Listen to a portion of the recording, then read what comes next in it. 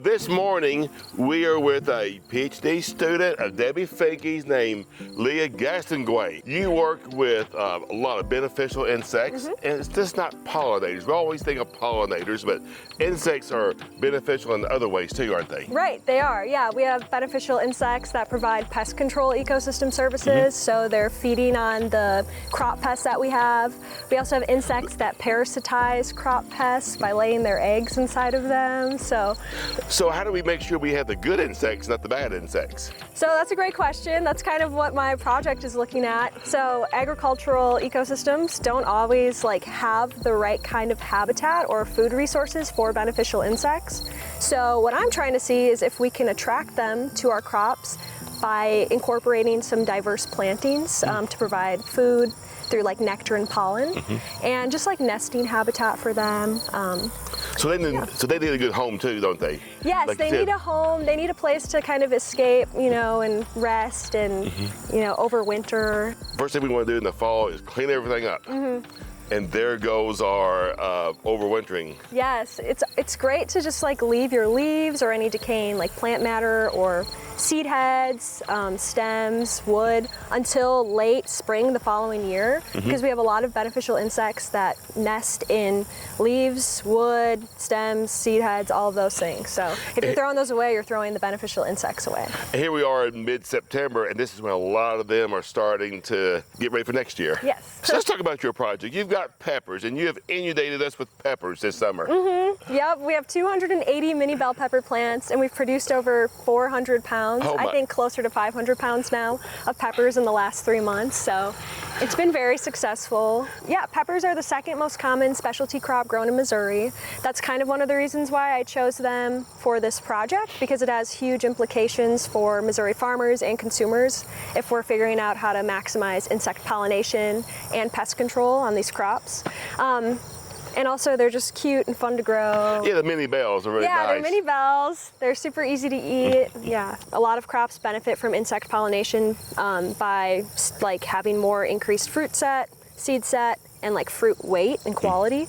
And the main pepper pollinator we see on our plants here is this little tiny sweat bee. It's Diolictus.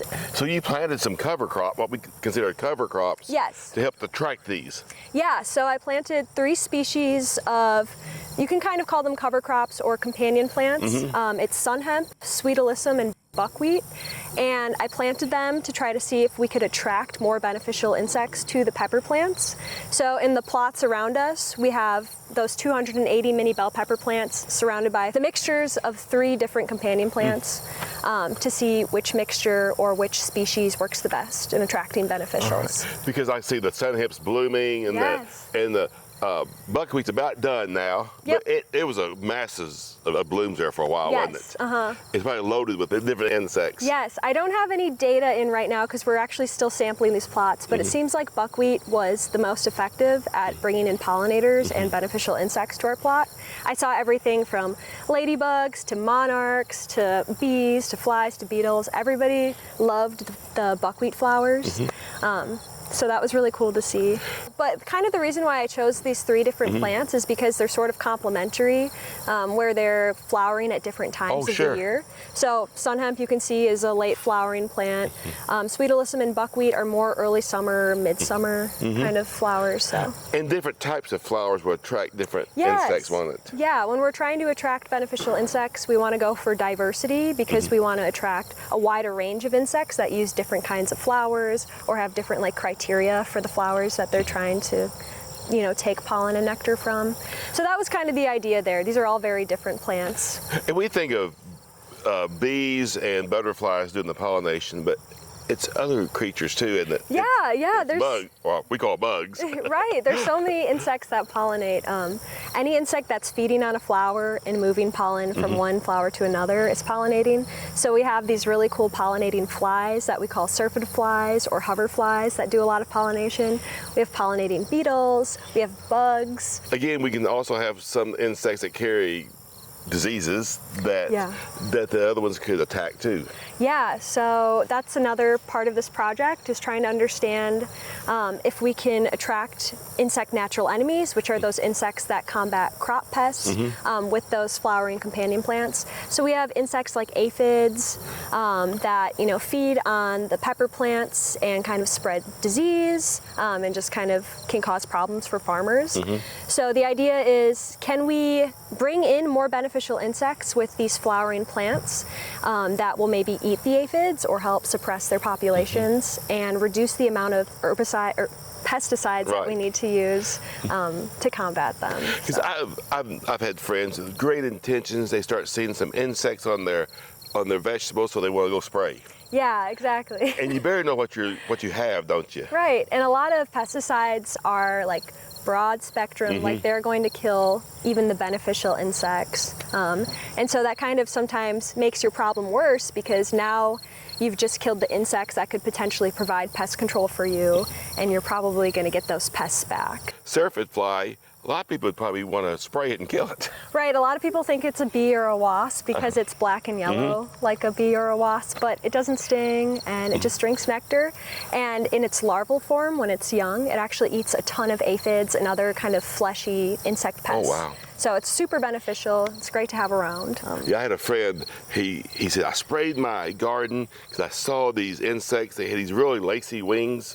Lace wings. They were lace wings, and which are, again, predators for your aphids and everything else. Such a great insect to have around. They call the young lacewings aphid lions because they eat like 200 aphids a day or something. Oh my crazy goodness. like that. Yeah, so definitely don't want to be spraying those. So knowing our beneficials is very, very important. Yes, I agree. I think it is, and that's kind of like part of what I'm trying to do is sort of spreading the word on beneficial insects. Now I notice you have your flowering plants really close to your peppers. Can we just have them like on the edge of a garden and do just as good? Yeah, I think that would work. I think any kind of diverse plantings, like whatever is doable for people with gardens or farms, like that's perfect.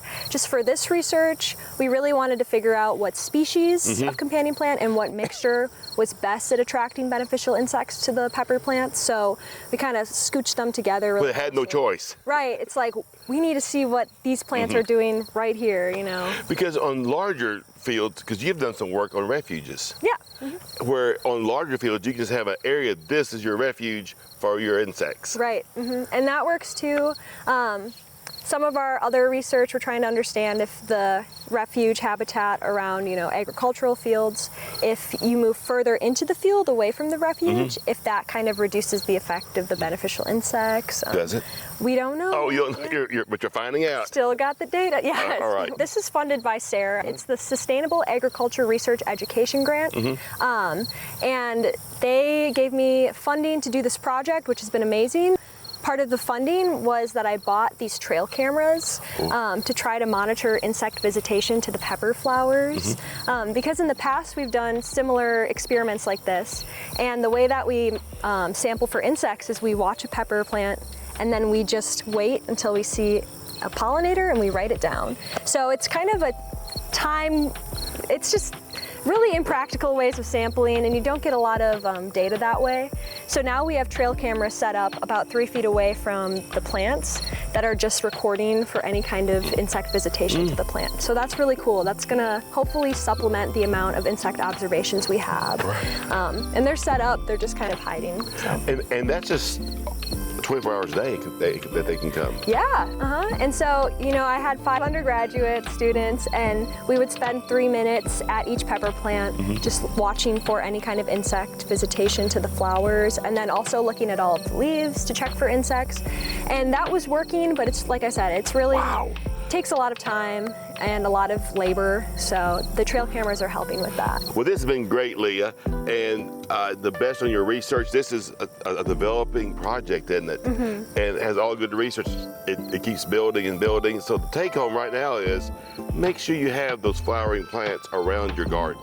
Yeah, try to create habitat for beneficial insects in your garden. And you'll see all of the awesome insects that visit and all of the great services they bring with them. So. And know your insects. Yeah. And know which ones are really the beneficials. Yes. All right. All right. Well, thanks so much, Leah. Thank you. I appreciate it. All right.